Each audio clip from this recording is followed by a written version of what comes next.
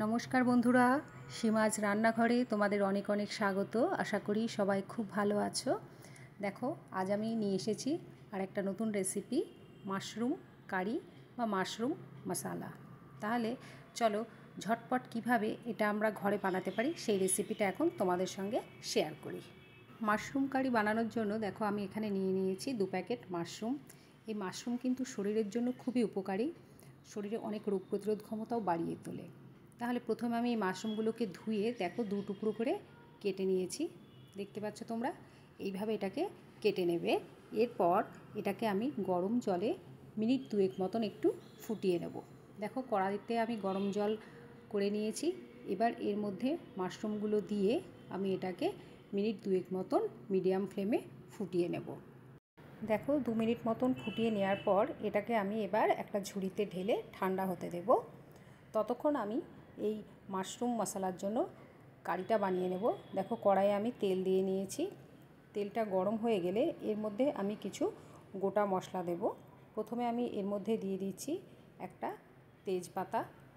এরপর এর মধ্যে আমি দিয়ে দেব দুটো দেখো 1 ইঞ্চি সাইজের দারচিনি।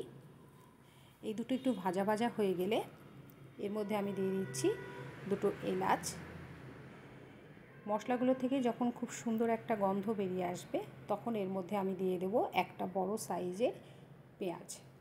পেঁয়াজটা দেওয়ার পর এটাকে মিডিয়াম ফ্লেমে আমি হালকা বাদামি করে ভেজে নেব। এইভাবে ভাজতে থাকবে। এটাকে 2 থেকে 3 মিনিট মতন ভাজার পর এর মধ্যে আমি দিয়ে দিচ্ছি রসুন কুচি। আমি এখানে রসুন বাটা ব্যবহার করছি না, কারণ এটাকে আমি পরে পেস্ট করব। রসুনটা দেওয়ার পর এটাকে আমি আবারও মিডিয়াম ফ্লেমে 1 থেকে 2 মিনিট মতন নাড়াচাড়া করে নেব। এবার এর মধ্যে আমি দিয়ে দিচ্ছি দেখো লঙ্কা, দুটো কাঁচা লঙ্কা নিয়েছি আমি, দিয়ে দিয়েছি। আমি এখানে লাল লঙ্কা ব্যবহার করেছি, তাহলে এক্ষেত্রে কী হবে, ঝোলের রঙটা বা কারির রঙটা বেশ সুন্দর হবে। দিয়ে দিচ্ছি ভিজিয়ে রাখা 6টা থেকে 7টা কাজু বাদাম। আবারও এটাকে মিনিট খানিক মতন আমি নাড়িয়ে নেব। এরপর এর মধ্যে আমি দিয়ে দিচ্ছি হাফ চামচ মতন আদা বাটা। আদা বাটা দেওয়ার পর এটাকে আমি আবারও 1 মিনিট মতন কষিয়ে নেব। এইভাবে 1 মিনিট মতন কষিয়ে নেওয়ার পর এর মধ্যে আমি দিয়ে দেব দুটো মিডিয়াম সাইজ টমেটো কুচি। দেখো টমেটোটা দেওয়ার পর আমি এটাকে আরও কিছুক্ষণ নাড়াচাড়া করব, কিন্তু এখন এর মধ্যে আমি দিয়ে দেবো একটু লবণ। লবণটা দিলে পারে টমেটোটা তাড়াতাড়ি নরম হয়ে যাবে। এবার টমেটোটা দেওয়ার পর আর লবণ দেওয়ার পর দেখো টমেটোটা খুব তাড়াতাড়ি নরম হয়ে যাবে। টমেটো নরম হয়ে গেলে আমি মশলাটা কড়াই থেকে নামিয়ে ঠান্ডা হতে দেব, এবং ঠান্ডা হয়ে গেলে এটাকে আমি মিক্সিতে পেস্ট করে নেব। এবার ওই কড়াইয়ে আমি আবারও খানিকটা তেল দিয়ে নিচ্ছি। এবার এই তেলের মধ্যে আমি দিয়ে দেব ডুমো করে কেটে রাখা আলু। তোমরা চাইলে আলু নাও দিতে পারো।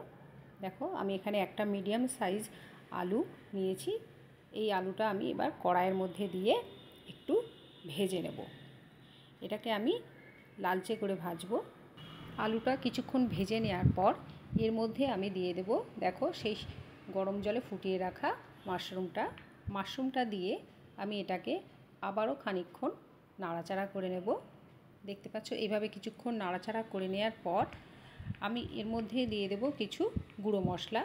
এর মধ্যে আমি দিয়ে দিচ্ছি 1 চামচ জিরে গুঁড়ো, দিয়ে দেব আমি এর ভিতরে 1 চামচ ধনে গুঁড়ো, দিয়ে দিচ্ছি ছোটো চামচের হাফ চামচের মতন হলুদ গুঁড়ো, লবণ, কারণ এর আগেও আমি লবণ দিয়েছি, এবারও আমি লবণ দিচ্ছি, অতএব স্বাদটা তোমরা অবশ্যই নিজেদের পরিমাণ মতন বুঝে দেবে।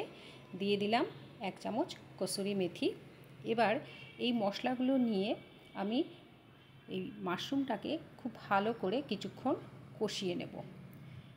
এইভাবে 3-4 মিনিট কষিয়ে নেওয়ার পর এর ভিতরে আমি দেখো সেই বাটা মশলাটা যেটা আমি পেস্ট করে নিয়েছিলাম সেইটা দিয়ে দিচ্ছি। এই বাটা মশলাটা দেওয়ার পর আমি এটাকে আবারও মিনিট 2 মতন এইভাবে কষিয়ে নেব। এইভাবে কিছুক্ষণ কষিয়ে নেওয়ার পর দেখো কষানোটা আমার রেডি হয়ে গিয়েছে। এবার এর মধ্যে আমি দিয়ে দিচ্ছি দেখো জল। এখানে আমি 2 কাপ মতন জল ব্যবহার করেছি, কারণ আলুটাও সিদ্ধ হতে একটু টাইম নেবে।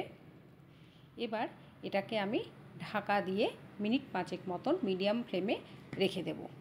দেখো মিনিট 5 মতন ঢাকা দিয়ে রাখার পর আমি ঢাকনাটা তুলে নিয়েছি, জলটাও কতটা শুকিয়ে গিয়েছে। আমার মাশরুম মশলা রেডি হয়ে গিয়েছে। এবার উপর দিয়ে আমি একটু ধনেপাতা কুচি ছড়িয়ে দিচ্ছি। দেওয়ার পর এটাকে একটু নাড়িয়ে নামিয়ে নেব। তাহলে চলো, মাশরুম মশলা আমার রেডি হয়ে গেল। এবার এটাকে আমি সার্ভ করি। দেখো বন্ধুরা, মাশরুম মশলা রেডি। তোমাদের যদি ভালো লেগে থাকে আমার এই রান্নাগুলো, তাহলে কিন্তু অবশ্যই আমার চ্যানেলটাকে লাইক, শেয়ার আর সাবস্ক্রাইব করবে। আর আমার সঙ্গে এতক্ষণ থাকার জন্য তোমাদের অসংখ্য ধন্যবাদ। সবাই খুব ভালো থেকো। আজ তাহলে রাখছি। নমস্কার।